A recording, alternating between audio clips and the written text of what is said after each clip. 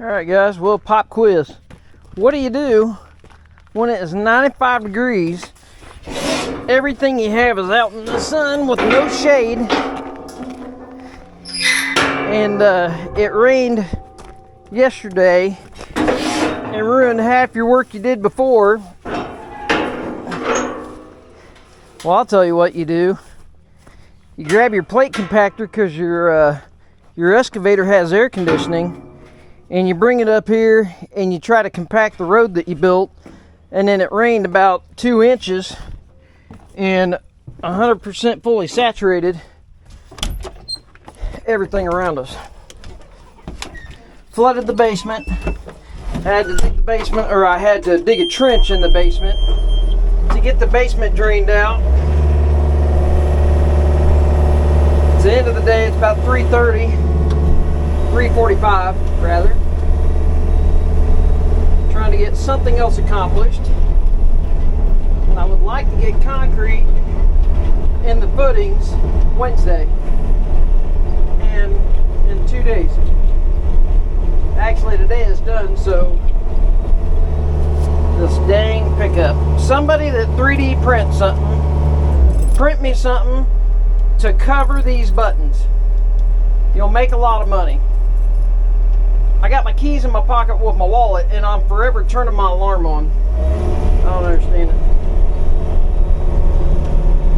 But I came up here to dig out the basement, and I didn't have any compaction at all on my road here. Usually I get some drive lane traffic on it before it rains like that. We got like 2 inches of rain or something, in the tune of I don't know, it was a couple hours. Okay, to hook up your hydraulics, turn your key on and you go back and forth. You'll hear the valve clickety clickety clickety. I've already got my thumb turned off and I've already set into hammer mode, so that way when I got here I could just clickety clack it, and then I could hook to it and we'll compact it. That was cute, right? Alright, we're hooked up. Here's Hot Shot with Midco. He's got him a big old vibrator plow and trencher.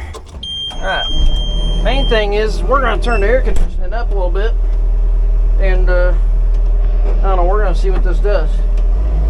Now, is this ideal? Hell no. Is it in the air conditioning we can do it?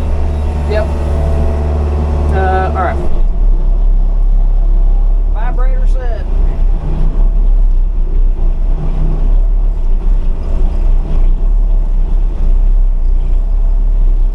Should it get us some compaction? Yes, sir. It should.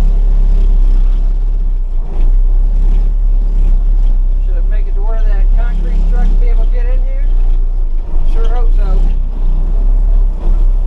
Now, I came up here with my dump truck yesterday to try to get a little bit of wheel compaction in it.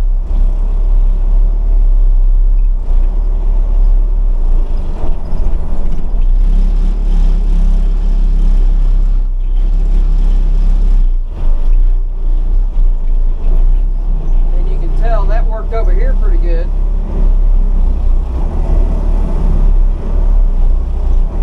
Yeah, this definitely isn't ideal. 2 foot by 3 foot at a time. But it's what I got, it's what I own. If I had a plate compactor or something for the skid loader, I would have brought it up here in a heartbeat. I'd like to buy one of those roller compactors, but everybody says don't buy the China one. And that's about what I can afford, because the other ones are about 10 grand. I don't know how they can have such a big spread on them. I know the China ones are junk. I get it. They last 10 minutes. I totally get it. But how can you have a spread that the good ones are $10,000 to $12,000, but they can build one for $2,500 bucks? So why can't they build a good one for 5 grand. I'd buy one for 5 grand.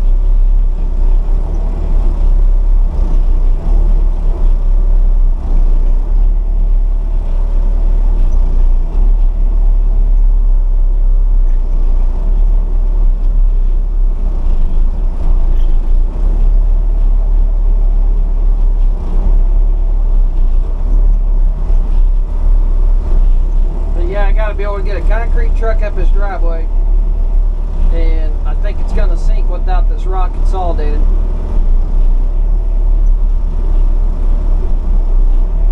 I hope this tightens his driveway up enough.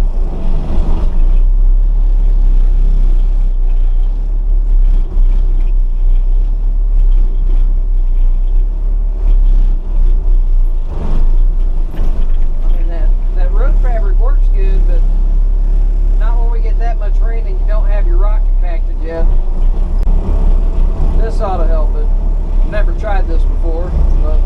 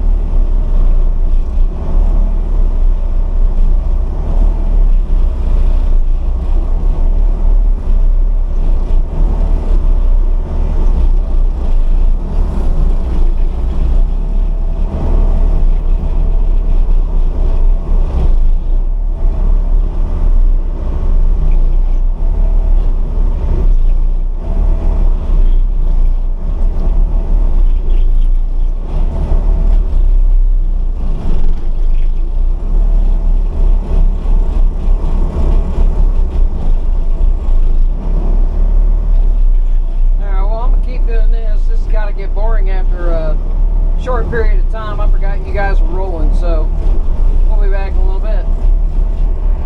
Now, I know it would have taken less time with a roller, I know, but I own that. I don't own a roller, and it only took me about 45 minutes. So, and it tightened this driveway up quite a bit. Now, it's not exactly, perfect like it would be with a roller, but now I can handle the concrete trucks, I feel like. I left a little higher on this side because that's where my fill was. I didn't want it to start dropping in hard. I might actually try to get some asphalt millings in here tomorrow. We've been so dang hot lately. 95 degrees, a bunch of humidity. It's horrible. I've been out of the machine for 30 seconds and I'm starting to sweat. Let's check out our footings. I don't even want to climb down in there and see how muddy it is, but I figured I'd check this. This is pretty dry. I think this stuff dries out pretty quick. Oh, it's probably a little muddy in there. It looks like it's still wet. But today's just Monday. I dug that trench over there to get the water out. Apparently I didn't get it all out, but I got it out to where the footing goes across, so that's good. That ought to be dry by tomorrow. So hopefully we'll be good to pour on Wednesday. They're going to be here Wednesday to pour. So they still got to cut in the sleeves for under the footings.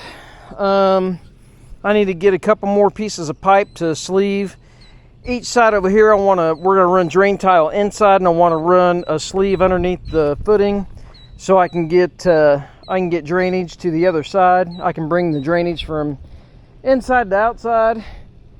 And what else? We need a sleeve for over there so I can take my my floor drain in the basement. We need to take a floor drain out. I don't know, over there. We'll have to take it across the basement and take it out so we can daylight the floor drain. But anyways, hopefully that's dry by tomorrow.